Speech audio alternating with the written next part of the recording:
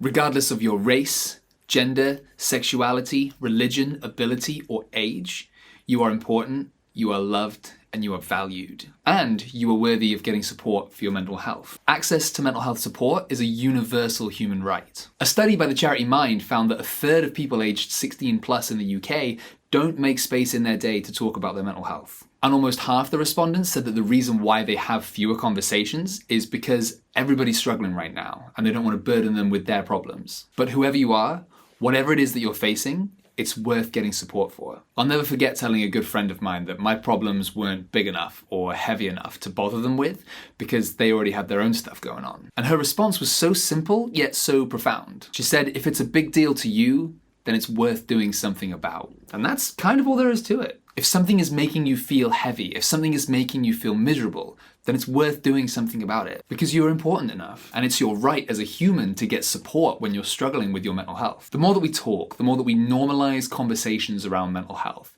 the easier it becomes for people to spot the signs that they're struggling with mental ill health. And just as importantly, the easier it becomes to ask for help when you do spot those signs. Sharing this video is a super easy way to help start conversations. So I'd love it if you could hit that share button. Conversation is one thing, but you want action. That's where the real magic is. Here are 3 things that you can do if you find yourself in a bad headspace. First off, give it a name. Try to pinpoint exactly what it is that you're actually feeling. Give it a name. So rather than, I feel rubbish, which is hard to do something about, it becomes, I feel frustrated, which is easier to do something about. If you're playing along at home and you want some bonus points, try to pinpoint the source of that feeling too. For example, I'm frustrated by X. When Y happens, I feel Z.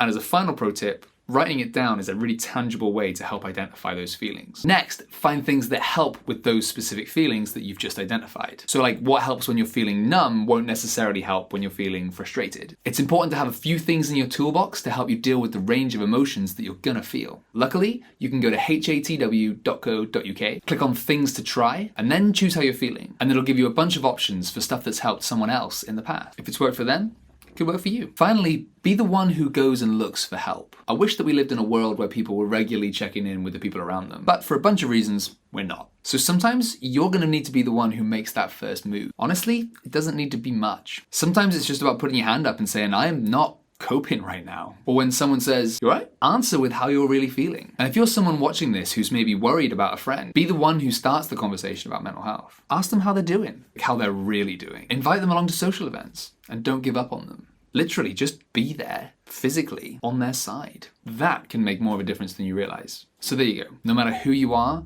or what you've been through, you are 100% worthy of love, kindness, and support for your mental health. And remember, if you're feeling down, give those feelings a name, find ways to deal with those feelings, and be the one who goes looking for help. And know that Heads Above the Waves is on your side. Stay rad.